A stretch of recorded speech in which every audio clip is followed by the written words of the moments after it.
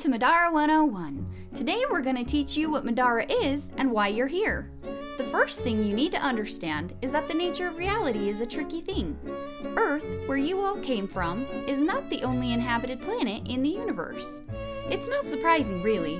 With so many planets out there, there's gotta be life on some of them. What might surprise you, though, is the fact that Earth is directly connected to another planet, Madara. This, obviously, is why we're here today. Madara's relationship with Earth stretches way back, before Earth even had a written history. We don't know exactly when Earth became connected to Madara, but Folkism, which is Madara's native religion, believes that it happened even before there were humans on Earth. Take that for what you will, of course, whether you're religious or not. Regardless, Madara is really old and has a very long history. Hell, there are even some people who still remember most of it. But I'm getting off topic. The point is that Madara exists alongside Earth. The two have grown together and have been a part of each other's histories for a very long time. So what is it that connects the two worlds? We call them portals. You should at least be a little familiar with portals since you had to go through one to get here. All of you guys came through the Seattle portal and wound up here in Alenia, but there are portals spread all over both Earth and Madara. Now, each portal in one world has a corresponding portal in the other world that it's always linked to. Brahma's portal, for example, will always lead to Hong Kong, just like Alenia's portal will always take you to Seattle. One important note, we don't actually know how the portals work. They're a lost technology. I mean, we know how to use them, but not why they do what they do. For example, we know if you step in one side, you end up in a sort of in-between zone, kind of a no man's land between Earth and Madara. This area is a central hub of sorts. You all saw it on your way to Madara. We call it the room. We don't know why we have to stop there, we just do. All you need to know is that no matter which portal you enter, you'll end up in your room before you reach the portal's exit. Your room is completely unique to you, so really calling it a room is kind of a generalization. People's rooms are crazy different. I have a friend, for example, whose room is a beach. Palm trees, sand, starfish, tides, everything. Her husband's room is a VW van straight out of the 70s, with the shag carpet and musty smell, whole 9 yards. As far as we can tell, there aren't any limits on the form your room can take. Just because I'm sure you're all dying to know, my room is the ballroom and is filled with all of my favorite art from Earth. There's always soft classical music playing and there's like candles and things. Super classy, right? Something to keep in mind is that your room is the only place where objects from both worlds can exist together. This means that when you go to your room, you have to leave everything you brought with you before you exit the other side. If you don't, the items will be stripped away and destroyed as you pass through the portal. And when you arrive, you'll find yourself wearing a lot less than you were a moment ago. So, if you ever wanted to bring something from Earth to Madara, I'm afraid you're out of luck. Unfortunately, the opposite is true as well. You can't bring anything from Madara to Earth either. Well, except for people. If you're touching someone, you can follow them into their room. That's why the Harbingers, the people who brought you to Madara, held your hand and entered the portal first. Enough about rooms. Now we're going to cover the advancement because I know some of you might still be a little traumatized from it. Try to pay attention and hopefully I'll answer some of your questions. As I'm sure you've noticed, upon crossing into Madara, you undergo a physical transformation. People here like to call it your true form. Much like the rooms, the advancement affects everyone differently. Some say that changes reflect your personality, but I wouldn't read too much into that unless you're the type of person that really digs horoscopes and crap like that. Personally, I don't believe it. I think the changes we go through are mostly chance. A roll of the dice, if you will. So don't beat yourself up if you don't like your new look. You'll get used to it. Just remember, even if there are no visual changes, the advancement still happens to everyone who enters Madara, regardless of whether their parents are Madaran or not. For all intents and purposes, we're all still human. The only thing that separates us from everyone else on Earth is passing through the veil and going through the advancement. Folkism teaches that there's a protective veil over Earth that shields the people there from their true forms. According to that belief system, the veil is ripped away as you pass into Madara for the first time. Sometimes, the changes can be pretty dramatic. When I first came to Madara, I didn't have wings or a tail or long ears or anything. I was normal, just like the rest of you were. But I assure you, as time goes on, you will get used to the changes. Don't try to fool yourself though, these changes are permanent. Even if you go back to Earth, you'll still look how you do now. Needless to say, this makes going back to Earth a little bit complicated. The advancement begins in your room the first time you travel from Earth to Madara. Some of you were lucky, and the changes happened subtly and relatively painlessly. You may not have even noticed anything was different. For some, though, the advancement is a jarring and painful experience. When my wings came in, it left a horrible split in my back. It took months to heal, even with magic. My tail actually grew out of my tailbone, which I can tell you makes sitting down a literal pain in the ass. I understand that some of you will still be trying to process what you're going through. Just remember, our counselors are well trained on the subject, and everyone you talk to has gone through the same thing. You are not alone. But hey, let's move on to the good news. You may already know this, but in Madara, everyone gets a pretty neat little superpower. I'm not talking about wings or horns or any of the advancement stuff. It's just something that everybody gets. Immortality. You see, no one on Madara ages. No one. From here on out, you're stuck at the age you are right now. I really hope none of you have any sort of complex with your current age, because it's not likely to change. I'm guessing, though, that most of you think this sounds pretty sweet, right? No aging. What could be better than that? It's not just aging you don't need to worry about anymore.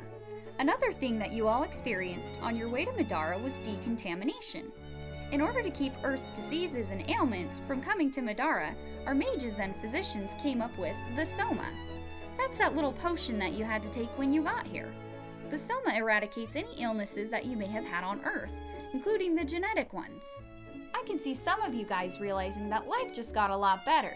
But before you all start celebrating, let me be very clear about something. There is a limit to all these shiny new superpowers. While we may not get any older, we can still die just as easily as anyone back on Earth. By far, the most common cause of death is from our wildlife. Alenia in particular is just crawling with really nasty beasties, just waiting to eat you up. We even have creatures so powerful and so ancient that the only really accurate name for them is gods. A close second to being mauled by wildlife is people dying in accidents. Sometimes people fall, or sometimes things fall on people. You'd be surprised how reckless some people can be when they feel invincible. And while you may have been cured of most earthly health problems, Madara does have a few sicknesses of its own, even if they are pretty rare. So why did we bring you to this weird place full of monsters? Why do we subject you to the trauma of the advancement? Why do we convince you to leave your life behind and come with us? Well, there's a bigger threat to the Madarans, not individually, but as a people. Folkism tells us that thousands of years ago, when Madara was first blessed with immortality, the gods also cursed us with the inability to reproduce. When our ancestors realized this, they created the portals to save Madarans from certain extinction. Once on Earth, Madarans are able to get pregnant again. But keep in mind that once back on Earth, Madarans also begin to age again. So again, why did we take you from Earth? Simply put, we did it to survive. Your parents couldn't conceive you here on Madara, so instead they traveled to Earth and had you there. Once you were born, you had to be left on Earth to grow. It wouldn't do to have a generation of permanent babies. Sometimes children are left in a foster home. Sometimes they get adopted out. Other times we have to use more elaborate methods. But the whole point is that we ensure that you were raised safely and were allowed to reach adulthood. You and probably your Earth family couldn't know that you were from Madara. There are a handful of reasons for this, but to better explain, I'll have to talk a bit about the challenges of traveling to Earth. As I mentioned before, when you're on Earth, you begin to age again. Carrying a baby to full term is 9 months of eternal life that are lost. That may not sound like a big deal, but when you're effectively immortal, you really don't want to get any older than you have to. And remember, 9 months is a best case scenario. Most couples end up spending at least a year on Earth because they didn't get pregnant right away. An even bigger challenge is that portals are very rare, and there are a lot of politics involved in getting access to them. Most of the portals that were created a millennia ago have long since been lost.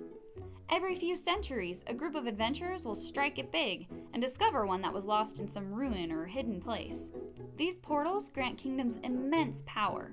They're the lifeblood of our species. Without them, we would die out. As a matter of fact, the current countries of Madara have been built around the discoveries of these artifacts. As you might imagine, this creates a lot of red tape for Madaran couples to be allowed to pass through the portal and have a baby. When a couple wants a child, they have to appeal to the government, usually through the courts. This process can take years or even decades depending on your social status, and sometimes the petition is denied outright. Imagine for a moment all the paperwork and difficulty of getting a travel visa to a hostile country, moving to that country, giving birth, putting the child up for adoption, and going undercover all at the same time. It's difficult, it's expensive, and it's dangerous. The last complication with traveling to Earth are the angels. It's kind of a joke name if you ask me, because they're anything but shiny, halo-wearing girly men. But the name comes from the beliefs of Falkism. These creatures guard Earth, apparently from us. The Falkists teach that we are cursed people left by the gods to die. The gods then went on to create Earth and created these angels as bouncers to ensure that we didn't crash their new party. According to belief, the angels' sole purpose is to hunt down and kill us. And this is a huge problem. They're fast, they're strong, and they're very clever. Honestly, the angels make most of our Madaran monsters look like teddy bears. So when we travel back to Earth, we have to be very, very careful to avoid these creatures. But they deserve a mention now as they're directly related to our next subject, Harbingers. Harbingers are the men and women who are in charge of keeping tabs on Madaran children while they're on Earth. This is an incredibly dangerous job, but very necessary. I'm sure you remember the people who brought you to Madara. Those Harbingers have been keeping an eye on you since birth, checking on you over the years. They escorted your parents to Earth, protected your mom during her pregnancy, and then integrated you into Earth society to keep you hidden from the angels. And then, when the time was right, usually between the ages of 18 to 26, depending on your parents' wishes, the Harbingers came back for you. Being a Harbinger isn't easy. Sometimes their charge will disappear or get lost. The family that's taking care of the child may move suddenly, or the child might run away. Harbingers must always take care to be inconspicuous, or an angel might figure out that the child is marked. Not that the angel will hurt the child, rather they'll use the opportunity to try and kill the Harbingers. You see, to an angel, everyone who hasn't left Earth is still considered to be from Earth.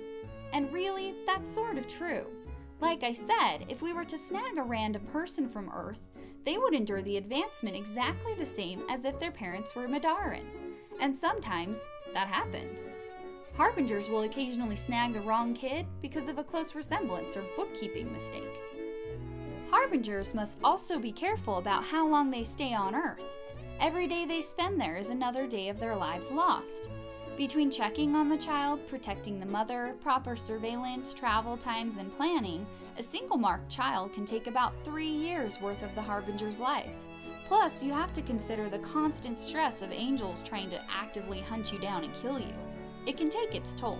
Being a Harbinger may sound like a terrible job. It's difficult to talk people into giving up some of their precious youth.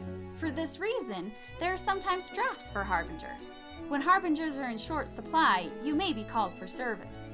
That being said, there are a few incentives for people who willingly choose to serve a tour as a Harbinger. Those who have successfully completed service get priority when being selected to have a child of their own. Instead of having a child, some volunteer Harbingers are given the unique opportunity of bringing a loved one to Madara. This might be a sibling, a parent, or a close friend.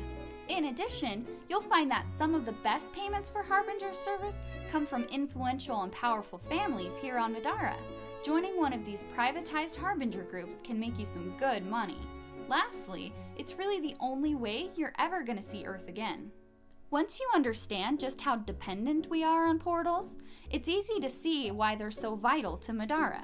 Portals are finite, and once they're gone forever.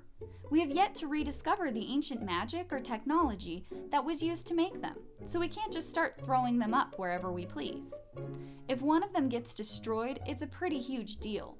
We're talking empires collapsing overnight because their portal was destroyed and their entire population just up and left.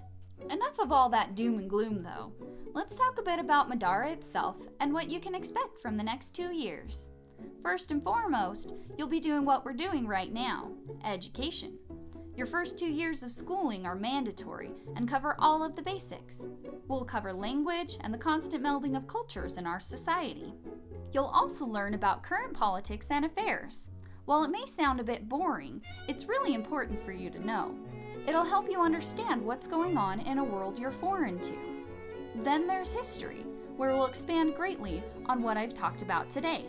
You guys will also receive mandatory combat training and self-defense lessons. Some of you don't fancy yourselves fighters, but that will change. Everyone on Madara has the responsibility to defend themselves against the dangers they face. You want to be able to hold on to that all-important immortality, don't you? Finally, there's the ever-popular Magic 101, where you learn to handle magic. Eventually, you'll have the opportunity to choose a specialty and focus on one area of spellcraft. I know you're all curious, so I'll give you a quick rundown. Here at the Alenia Institute, we teach Sanctus, Cruor, and Assemblage. Sanctus is a magic that lets you implore higher powers to aid you. These aren't just your average prayers, though. Sanctus allows you to do everything from folding reality in order to teleport, to bringing yourself back from the brink of death. It's very useful and very scary. Then there's Cruor. I guess you could call it blood magic. It's very Faustian in nature. You give a little to gain a lot. In addition to being able to warp your opponent's minds and twist their souls, you can change your own body to increase your abilities. Cruor is not for the faint of heart, however, as anyone going down that path will be constantly reminded. The third magic we specialize in here at Alenia is Assemblage, or the Communion of Souls. Assemblage allows its users to contact creatures in other realms and make deals with them. Demons, monsters, spirits, and any other entities you can think of. This magic is very versatile, but it's usually built upon friendships being made with otherworldly creatures. Before we take a break, I wanted to touch on one last bit of information: technology. It comes up frequently enough. You're all wondering if you're going to be able to browse the internet here. Well, I hope you cleared your internet history because you won't be using your computer anytime soon. Not being able to bring things over from Earth has really put a damper on our technology. While there's no reason why things you love wouldn't work here on Madara, we simply don't have the means to replicate them. Not yet, anyways. I think you'll find that magic has replaced a lot of the things that spurred innovation back on Earth. Producing fire at the snap of a finger hurt the invention of widespread electricity. We also have glowstone, which is just what it sounds like, a rock that glows magically. Sometimes I wish I could turn the thing off like a flashlight, but I guess beggars can't be choosers. That's not to say we don't have electricity, it's just not as in demand as it is on Earth. Most folks here didn't even have it when they lived on Earth, and they don't see a lot of reason to need it now. So let's see. Cell phones? Gone. We have no network for them. Internet? It's basically dead. Again, no widespread infrastructure to support it. However, we do have something similar. We call it the ArcNet. It's a sort of connection between devices called arcs. Mainly magical in nature, these devices allow you to share information, take pictures, and even listen to music. They are limited, however. You can only communicate with those who've been connected to your ArcNet device, which requires physically touching the devices together. This makes most ArcNets pretty small. Sometimes people congregate just to connect arcs. Another thing that drives invention on Earth is war. When you can live forever, you're far less likely to go to war and risk dying. This has prevented most wars in our recent history, and means that we have yet to mass-produce firearms. This, coupled with the amount of work that actually goes into making some of the things you enjoy, has put a serious damper on the firearms market. Anyways, who needs a gun when you can kill an enemy with a blast from your mind? We do have some guns in Madara, nothing like a machine gun, but still. If you're willing to go through the hassle of getting one, you'll be the envy of everyone. At least until you run into a monster that brushes off bullets like flies. Medical technology is still very relevant here on Madara. We have to use non-magical means to take care of people on Earth, so it's still important to keep up with those skills. While magic has mostly replaced mundane care on Madara, you'll find plenty of times when you'll need something more traditional. Transportation is another topic of interest. We have no access to fossil fuel here on Madara, as there are no fossils. With all of the talented people coming from the younger generations, we expect to see some innovations in transportation soon. Right now, we just use animals to get around. Some of them are similar to horses. The creatures we ride can be very intelligent and even self-sufficient. We can also teleport with magic, but mostly on a short-range basis, depending on the availability of the creature employed to do the task. Lastly, we have airships. You know, the kind you used to see in Japanese video games? They're pretty much just like that. These are powered by a mineral called Itloom. It causes things to, well, levitate. Otherwise, they function just like a boat as they float through the sky. Well, I think that covers the basics. Welcome to Madara.